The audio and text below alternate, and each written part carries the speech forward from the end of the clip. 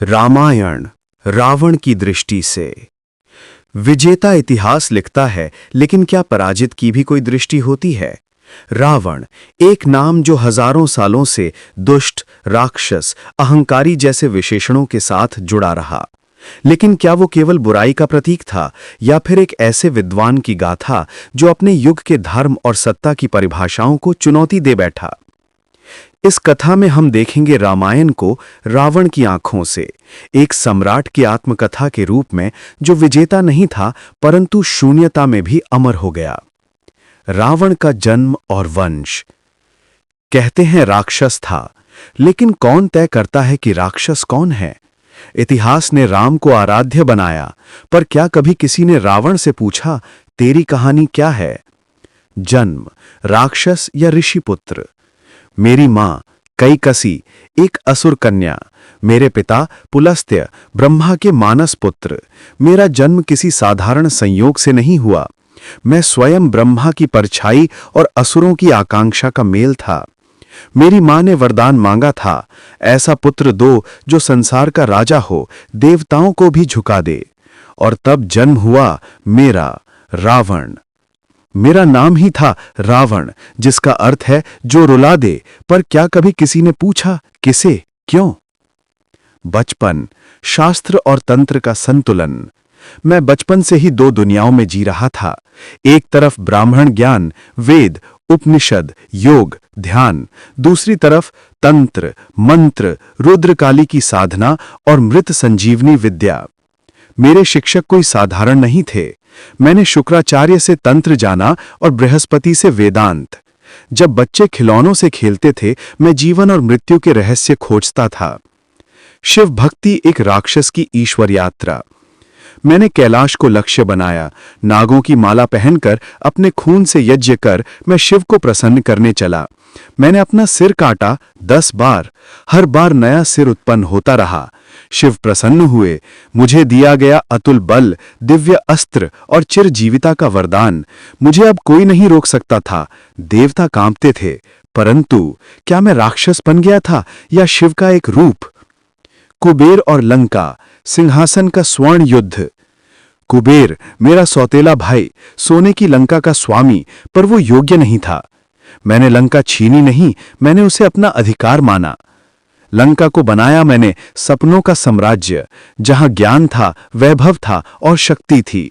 स्वर्ण की लंका केवल धातु नहीं, वो एक दर्शन था, रावण दर्शन।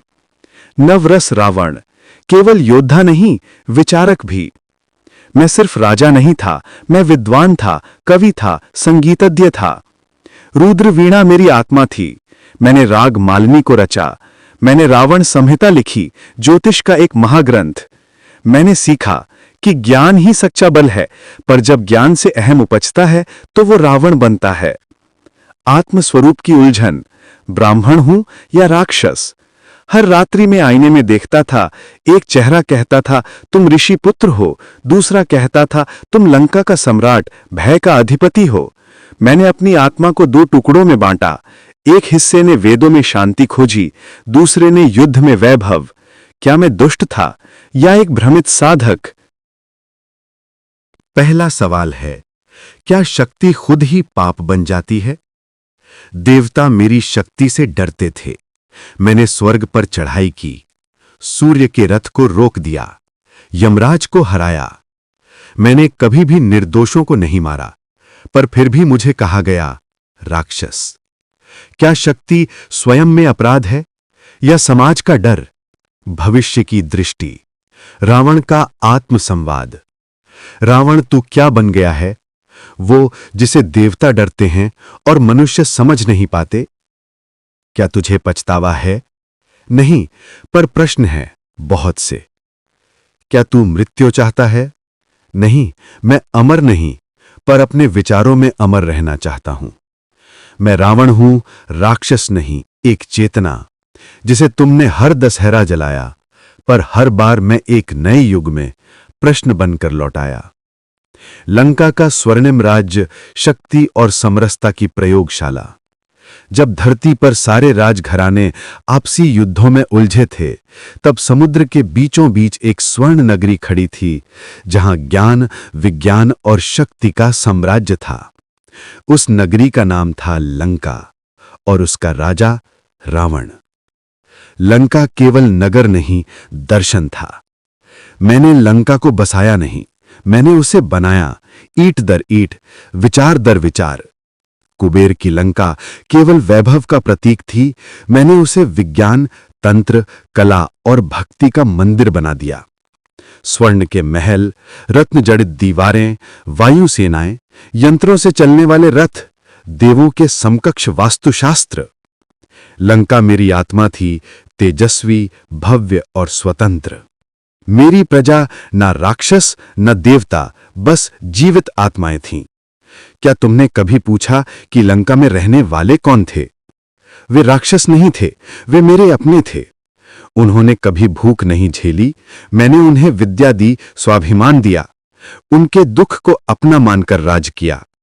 लंका में जाति नहीं थी, केवल कर्तृत्व था। मैंने हर नागरिक को शिक्षित किया, तंत्र, रक्षा, प्रशासन और योग में। वे मेरे शिष्य थे, मेरे बच्चे, मेरा धर्म। मंदोदरी, मेरी शक्ति का संतुलन। हर सम्राट के भीतर एक युद्ध चलता है, बल बनाम करुणा का।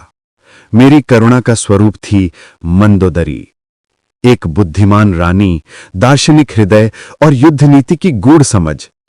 उसने मुझे गलत से रोका, उसने मेरे क्रोध को नियंत्रित किया, उसने मुझ में रावण के पीछे छुपे दशानन को जिंदा रखा। कभी कभी वो मेरी आत्मा बनकर बोलती थी, रावण शक्ति महान है, पर नियंत्रण उससे भी जरूरी है। शासन भय नहीं, विचार से चलता था लंका में। लंका की शासन पद्धति किसी धर्मशास्त्र से नहीं, मेरे अनुभव और दर्शन से निकली थी। 5 मंत्रिमंडल, नीति, युद्ध, विज्ञान, तंत्र और संस्कृति। निर्णय सभा हर सप्ताह, नागरिकों को खुली अभिव्यक्ति की आजादी। मैं न्याय देता था, पर यदि कोई स्त्री रात्रि में भयभीत होती तो मैं उसे असफलता मानता था। शक्ति की नीतियां, युद्ध अंतिम विकल्प था। मुझे युद्ध प्रिय नहीं था, मुझे विजय प्रिय की, पर बिना रक्त के। मैंने 27 राजाओं को पराजित किया बिना युद्ध, केवल 3 को युद्ध में हराया। मेरा अस्त्र डर नहीं, विचार था। मेरी सेनाएं यंत्रों से प्रशिक्षित थीं, मेरे योद्धा तपस्या से बलवान। मेघनाद, कुंभकर्ण, अतिकाय, वे केवल वीर नहीं, विचारधारा थे। रावण संहिता और ज्ञान विज्ञान का साम्राज्य। मैं केवल युद्ध नहीं जानता था, मैं ज्ञान का संरक्षक था। ज्योतिष, खगोल, वैद्यक, तंत्र, योग। रावण संहिता आज भी वैद्यराजों का ग्रंथ। दशग्रीव संगीत, रागों की नई शाखाएं। अंतरिक्ष यंत्र, पुष्पक विमान। लंका विश्वविद्यालयों का नगरी थी, जहां हर विद्या खुले मन से सिखाई जाती थी। तंत्र और ऊर्जा, रावण का अदृश्य राज्य। मैंने केवल राजपाट नहीं चलाया, मैंने ऊर्जाओं को साधा। अग्नि तंत्र, वायु तंत्र, जल संवेदन, मंत्रों से संचालित सुरक्षा व्रत, सूक्ष्म शक्तियों को नियंत्रित करने की विद्या। मैं जानता था, इस ब्रह्मांड में जो दिखाई नहीं देता वही सबसे शक्तिशाली है। देवताओं की चढ़, रावण का स्वतंत्र चिंतन। मैंने स्वर्ग के आदेशों को नहीं माना, मैंने कहा मनुष्य स्वाधीन हो, देवताओं का दास नहीं। और वहीं से शुरू हुआ उनका भय। इंद्र ने षड्यंत्र रचा, नारद ने आग लगाई, ब्रह्मा मौन रहे। मैं प्रश्न करता था, इसलिए मुझे राक्षस कहा गया। आत्मचिंतन, क्या लंका मेरा अभिमान बन गई थी? रात्रि के तीसरे पहर जब सब सोते, मैं समुद्र किनारे खड़ा सोचता, क्या लंका मेरा गौरव है या मेरा दर्प? क्या मैं शिव भक्त रावण हूं या शक्ति प्यासा सम्राट? क्या मैं राजा बना या केवल एक शासक? लंका, वो स्वर्ण नगरी, शायद इतिहास में जली, पर मेरी आत्मा में आज भी चमकती है, क्योंकि लंका केवल भूमि नहीं थी, वो मेरा विचार था, और विचारों को कोई नहीं चला सकता। देवों और धर्म की राजनीति, स्वर्ग की सत्ता बनाम लंका का चिंतन। धर्म एक ऐसा शब्द जिसे देवताओं ने सत्ता की ढाल बना लिया, और जब किसी ने उस ढाल को सवालों से छेड़ा तो उसे राक्षस कहकर भस्म कर दिया। मैं रावण हूं, और ये मेरी कहानी है देवों की बनाई धर्म राजनीति के विरुद्ध। धर्म का शस्त्रीकरण। देवता कब राजनेता बन गए? ब्रह्मा ने सृष्टि बनाई, पर क्या सत्ता से मुक्त बनाई? इंद्र, विष्णु, यम, कुबेर ये सभी देव थे, लेकिन धीरे धीरे ये नियंता बन गए। उन्होंने धर्म को एक कोड बना दिया, स्वर्ग को एक राज्य और मनुष्यों को प्रजा। जो देवताओं से प्रश्न करता वो अधर्मी कहलाता। मैंने प्रश्न किया, क्यों? और उसी दिन से मैं रावण से राक्षस बन गया। नारद और देवदूतों की मानसिक चालें। नारद देवताओं का प्रचारक था। वो नीतियां बोता था, शांति के नाम पर युद्ध की जड़ें। वो लंका आया, प्रशंसा की, फिर देवताओं के पास जाकर बोला कि रावण देवताओं से ऊपर जाने को आतुर है। इस तरह मेरे सम्मान को संदेह में बदला गया। ध्यान रहे कि राजा को तलवार नहीं, शक मारता है। यज्ञ और एकाधिकार, धर्म के नाम पर कर वसूली। स्वर्ग के देवता चाहते थे कि हर यज्ञ, हर हवन, हर बलिदान उनके लिए हो।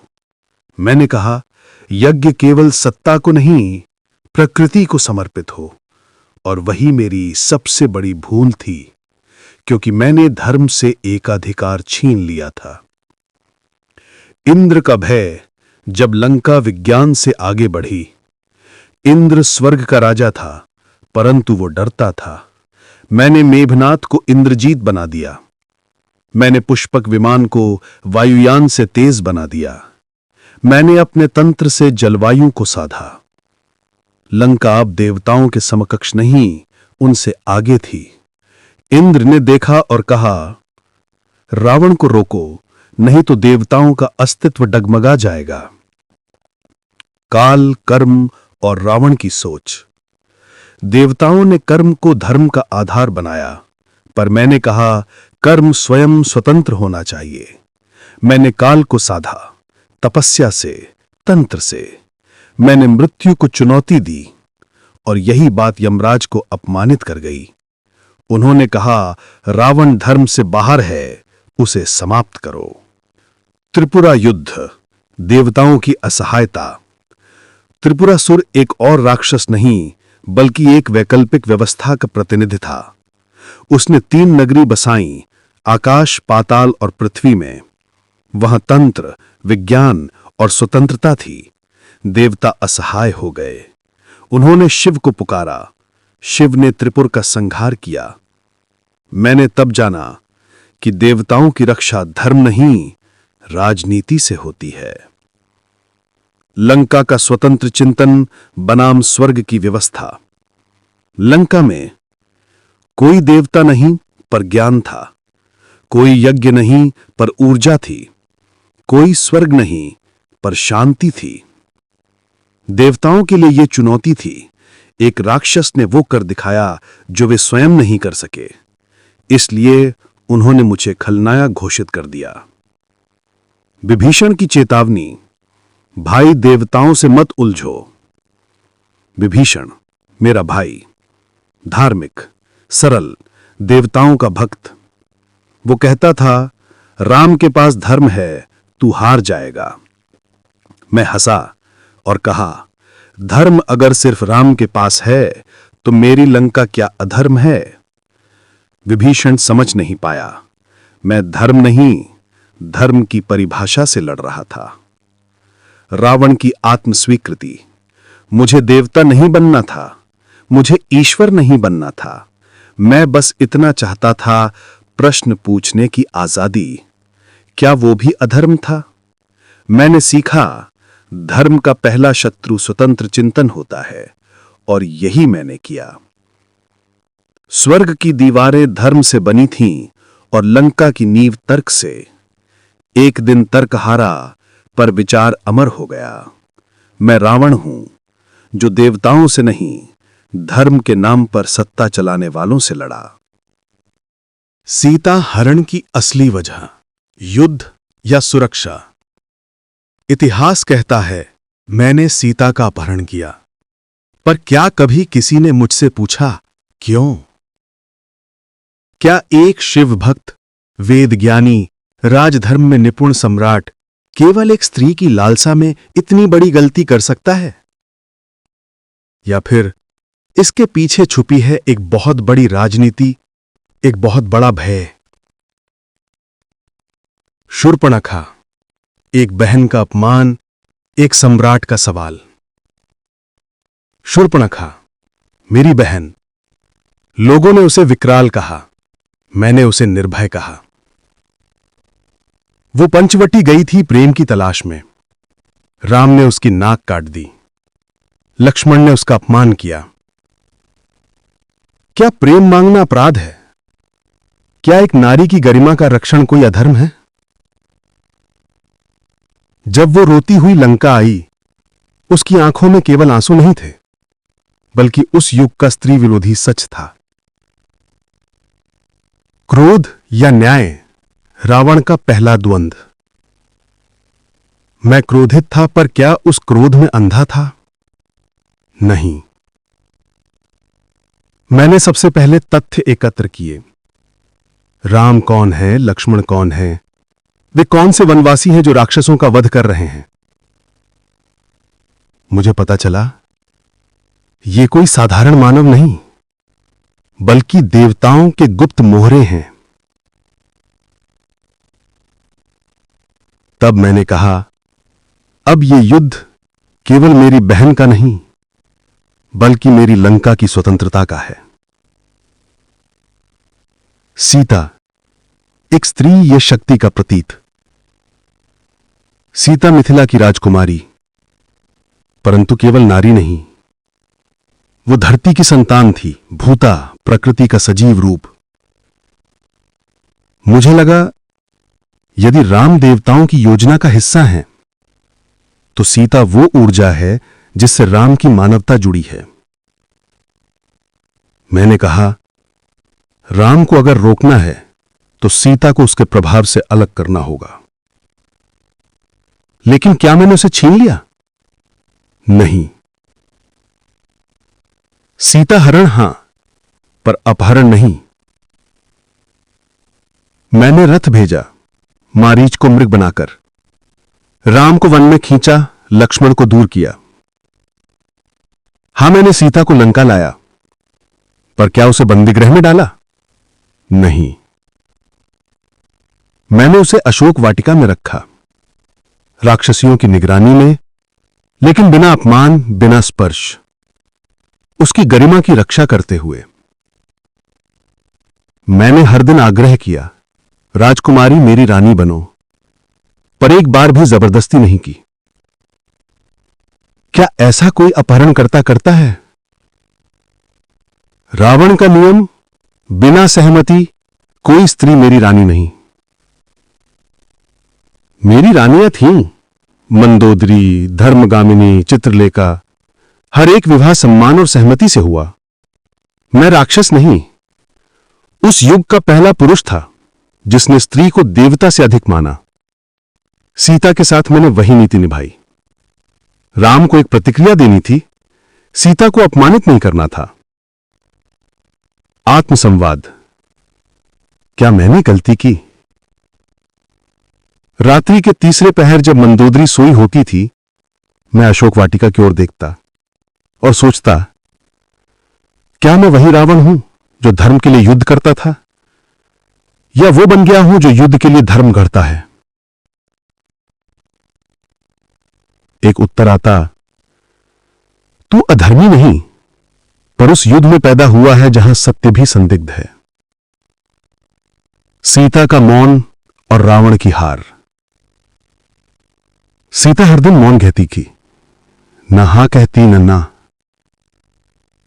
वो मौन थी, पर उसका मौन ही मेरी हार बन गया, क्योंकि एक नारी जब बोलती नहीं तो वो समाज का आईना बन जाती है। राम की सेना और मेरी परीक्षा। हनुमान आए, लंका जल गई, मेरी सभा टूटी, मेघनाथ क्रोधित हुआ, विभीषण ने चेताया। मैंने कहा अब ये युद्ध धर्म का नहीं बल्कि सम्मान का है, नारी के सम्मान का, राजा के सम्मान का और एक राक्षस कहलाए व्यक्ति के विचार का। मैंने सीता को छुआ नहीं, फिर भी लोग कहते हैं मैं पापी हूं। क्या केवल हरण ही पाप है या फिर मौन की अनदेखी भी पाप है? मैं रावण हूं। मैंने सीता को बंधन नहीं प्रश्न बनाया, एक ऐसा प्रश्न जो आज भी जलाया जाता है दशहरे की आग में। राम रावण युद्ध, दो विचारधाराओं की महासंघर्ष। युद्ध, विचार, सत्ता और अंततः रावण का विनाश नहीं। अरण्य कांड, सीता का हरण या बहन के सम्मान की रक्षा। रावण, सदियों से मुझे कलंकित किया गया, सीता हरण करने वाला राक्षस। पर क्या कोई पूछता है मेरी बहन के साथ क्या हुआ? क्या कोई जानता है कि शूर्पनखा सिर्फ एक राक्षसी नहीं थी, वो एक स्त्री थी, मेरी रक्त की बहन थी, जिसका अपमान हुआ, उसके नाक कान काट दिए गए। क्यों? क्योंकि उसने प्रेम जताया, क्योंकि उसने राम से विवाह का प्रस्ताव रखा। क्या यही धर्म है? मैंने जब सुना कि मेरी बहन का अपमान हुआ है, उसका रक्त बहाया गया है, मैं एक भाई के रूप में तड़प उठा। मेरे भीतर का राजा शांत बैठ सकता था, लेकिन भाई नहीं। नारद ने कहा था, रावण तू अत्याचारी नहीं है, पर तेरी प्रतिशोध की आग तुझे महाशक्ति भी बना सकती है या महाविनाश का कारण भी। सीता, राम की पत्नी या लंका की देवी? जब मैंने सीता को देखा, वो साधारण स्त्री नहीं थी, उसमें एक दिव्य तेज था।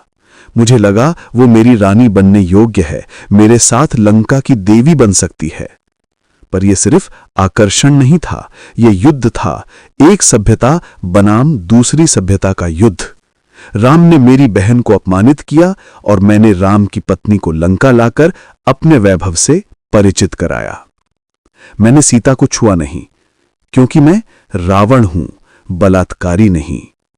मैंने अशोक वाटिका में उसके लिए जगह बनाई, राक्षसियों की निगरानी में रखा, लेकिन उसे कभी अपवित्र नहीं किया। क्यों? क्योंकि मेरी लड़ाई सिर्फ राम से थी, उसकी पत्नी से नहीं। लंका में सीता का प्रभाव। लंका की स्त्रियां सीता से प्रभावित हुईं। वो स्त्री जो अकेली थी पर भयभीत नहीं, वो स्त्री जो रोती थी पर टूटी नहीं। उसके तेज ने मेरी रानियों को भी सवाल करने पर मजबूर कर दिया कि क्या हमारा राजा सही कर रहा है? पर मैं जानता था युद्ध होगा। मैंने सीता को कई बार प्रस्ताव दिया, मुझे अपना पति मान लो, मैं तुम्हें देवी बना दूंगा। लेकिन वो अडिग रही, उसे राम पर भरोसा था। मेरा अपराध, यह मेरा अधिकार। इतिहास मुझे अपराधी कहता है, पर क्या राम दोषी नहीं जिसने मेरी बहन को अपमानित किया? क्या हर वो युद्ध जो स्त्री को केंद्र में रखकर हुआ, स्त्री के लिए ही था? मैंने सीता को युद्ध का बहाना नहीं, सम्मान का कारण बनाया। मैं जानता था मैं हार सकता हूं, पर झुक नहीं सकता। मेरे मन का द्वंद्व। रोज मैं अशोक वाटिका की छाया से सीता को देखता, वो मेरी नहीं थी, पर फिर भी मेरी लंका की रानी सी प्रतीत होती। क्या यह प्रेम था या सम्मान या पराजय से पहले की विवशता? विभीषण बार बार कहता, भैया इसे वापस लौटा दो, राम से युद्ध मत करो। पर मुझे अपनी नीति, अपने धर्म और अपने स्वाभिमान पर अडिग रहना था। युद्ध की तैयारी। राम के वनवासी सेनापति से लेकर वानरों के लंका प्रवेश तक रावण की मानसिकता और रणनीति का रहस्य। राम रावण युद्ध, जब न्याय और अभिमान टकराए। मैं रावण, राक्षस राज, लंका का सम्राट। जब युद्ध मेरे द्वार पर आया, मैं शांत नहीं था। मैं जानता था कि यह युद्ध केवल किसी स्त्री के लिए नहीं था, यह युद्ध था मेरे स्वाभिमान, मेरे आदर्शों और मेरी समस्त सभ्यता की रक्षा का। युद्ध की भूमिका एक राजा की विवशता। राम से युद्ध मेरा चयन नहीं था, पर नियति का आग्रह था। विभीषण के विश्वासघात ने मेरी छाती छलनी कर दी। मैंने भाई को खोया, पर रावण युद्ध से डरा नहीं। मैंने मंत्रियों से पूछा, क्या हम युद्ध करें? वे बोले, आपका आदेश ही हमारा धर्म है। मैं जानता था मैं अकेला युद्ध नहीं कर रहा, लंका युद्ध कर रही थी। युद्ध भूमि का चित्रण, राक्षसों का गर्जन। अशोक वाटिका की शाखाओं से लेकर रत्न सिंहासन तक लंका ने शस्त्र उठाए। मेरे सेनापति मेघनाद, जो इंद्र को हराने वाला था, कुंभकर्ण, जो अपनी निंद्रा में भी महायोद्धा था, और मैं स्वयं रावण, शास्त्रों का ज्ञाता, शिव का भक्त, युद्ध का मर्मज्ञ। हमने लंका की चारों दिशाओं में सिंहनाद कर दिए। पहला संग्राम, वानर बनाम राक्षस। वानरों का शोर केवल उत्साह था, पर हमारी सेना में अनुभव था। मैंने देखा हनुमान अग्नि की तरह क्रोधित थे, सुग्रीव युद्ध में सिंह की भांति कूदे थे, और राम शांत थे, जैसे समुद्र तूफान से पहले शांत होता है। मेघनाद ने ब्रह्मास्त्र चलाया, लक्ष्मण मूर्छित हो गए।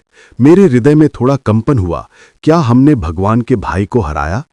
पर वानर रुकने को तैयार नहीं थे। कुंभकर्ण का वध, मेरा हृदय रोया। जब कुंभकर्ण युद्धभूमि में उतरे, रणभूमि कांप उठी।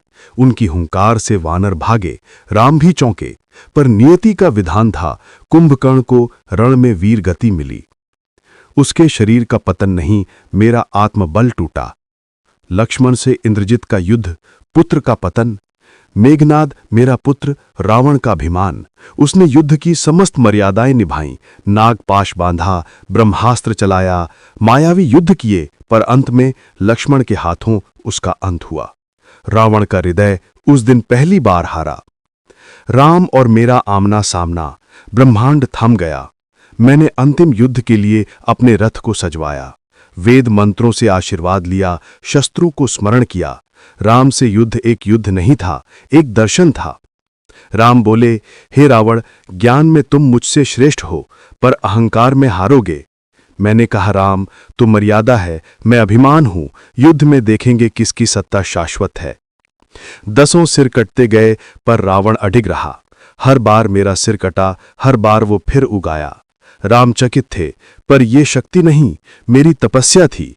अंततः उन्होंने ब्रह्मास्त्र चलाया, जो मेरे हृदय को भेद गया। मैं गिरा, शरीर से नहीं, एक युग से। मृत्यु का क्षण, रावण का अंतिम उपदेश। राम मेरे पास आए। मैंने कहा, राजा बनना है तो रावण से सीखो, भगवान बनना है तो मर्यादा रखो। उन्होंने झुककर मुझे नमन किया। मैं जान गया, मेरा अंत नहीं, एक युग का अंत है। रावण मरता है, पर प्रश्न छोड़ जाता है, क्या मैंने सीता का अपहरण किया? हाँ। क्या वो मेरी गलती थी? शायद। पर क्या मैं केवल पापी था? नहीं, मैं शिव का अनन्य भक्त था, विद्वान था, योद्धा था, शासक था। अंतिम पंक्तियां रावण की आत्मा से। मैं रावण, लंका का राजा, दशग्रीव। मैं गिरा, पर मेरी गाथा अमर रहेगी। इतिहास मुझे राक्षस कहेगा, पर भविष्य मुझे समझेगा, क्योंकि हर रावण राक्षस नहीं होता। लंका पूरी दधक रही थी। हर दिशा से आग की लपटें उठ रही थीं। वानरों की सेना राक्षसों के किले में सेंध लगा चुकी थी। मेघनाद, कुंभकर्ण, अतिकाय, अक्ष, देवांतक, मेरे एक एक पुत्र रणभूमि में मारे जा चुके थे। मेरी सभा खाली हो रही थी। मेरे हृदय में जो गर्व था, अब वो आक्रोश बन चुका था। मैं रावण, दशानन, लंकेश्वर अब स्वयं युद्ध के लिए तैयार था। मैं अपने सिंहासन से उठा और उस तलवार को उठाया जो मैंने स्वयं ब्रह्मा से वरदान में पाई थी। अब रावण स्वयं युद्ध करेगा। मेरी गर्जना से पूरी लंका कांप गई। मैंने राम को देखा, पहली बार युद्ध भूमि में। एक शांत चेहरा, तेजस्वी नेत्र, लेकिन मेरे लिए वो कोई अवतार नहीं था। वो एक राजकुमार था, जिसकी पत्नी का अपहरण मैंने किया, क्योंकि मेरी बहन शूर्पणखा का अपमान हुआ था। मैंने राम को देखा और कहा, हे राम, तू मर्यादा पुरुषोत्तम कहलाता है, पर क्या मर्यादा ये कहती है कि पत्नी का हरण करने वाले से युद्ध करने के लिए पूरी वानर सेना को साथ लाया जाए? राम ने उत्तर नहीं दिया। उनके तीरों ने उत्तर दिया और युद्ध शुरू हो गया। लंका का राजा, जिसने अमरत्व के निकट तक पहुंचने वाले तप किए थे, दूसरी ओर वो जो ब्रह्मा, शिव और विष्णु तीनों का अंश था। हम दोनों में घोर युद्ध हुआ। मेरे अस्त्रों का उत्तर उसके पास था, मेरे मायावी रूपों का भी उत्तर था। मैं कभी अदृश्य हुआ तो कभी विभ्रम उत्पन्न किया, परंतु राम स्थिर रहे। उनकी दृष्टि मेरे भीतर के राक्षस को पहचान चुकी थी। मेरे भीतर की लड़ाई। जैसे जैसे युद्ध आगे बढ़ा, मुझे पहली बार भय महसूस हुआ, न केवल मृत्यु का बल्कि पराजय का। मैंने अपने भीतर एक द्वंद्व महसूस किया। क्या मैंने सीता का हरण करके सही किया? मेरे अहम ने कहा वो मेरी विजय थी, एक अपमान का बदला। पर मेरे विवेक ने कहा वो एक स्त्री थी जो तुम्हारा शत्रु नहीं थी। शायद राम की सबसे बड़ी शक्ति उसकी शांति थी और मेरी सबसे बड़ी कमजोरी मेरा अहंकार। वो अंतिम क्षण राम ने ब्रह्मास्त्र का संधान किया। मैं थका हुआ था, घायल, अकेला, पर फिर भी खड़ा। मैंने कहा, हे राम, तूने मेरी लंका जला दी, मेरे पुत्र मार डाले, मेरी सत्ता नष्ट कर दी, अब क्या शेष बचा है? राम बोले, तुम्हारे भीतर का रावण अभी जीवित है। जब तक वो नहीं मरेगा, इस युद्ध का अंत नहीं होगा। मैंने देखा राम का तीर मेरी छाती को चीर चुका था। मैं गिर पड़ा। रावण की मृत्यु मेरी आत्मा की दृष्टि से। मैं मरा नहीं, मैं मुक्त हुआ। अपने जीवन की सारी गलतियों को लेकर मैं अंत में शांत हुआ। मैंने आकाश की ओर देखा और कहा, हे राम, तू विजेता नहीं, तू मोक्षदाता है। रावण की दृष्टि से अंतिम विचार। मैं रावण था, ज्ञानी, बलवान, परंतु अहंकारी। राम मेरा शत्रु नहीं, मेरा दर्प हरण करने वाला साधन था। सीता शक्ति का प्रतीक थी जिसे मैं समझ नहीं सका। यह युद्ध धर्म और अधर्म का नहीं था, यह युद्ध था अहंकार बनाम आत्मज्ञान का। रावण का दर्शन। जीवन और मृत्यु पर रावण की अवधारणाएं। अहंकार क्या है? यदि मेरे पास बल है तो क्या वो दंभ है? रावण के 10 सिर का गूढ़ अर्थ।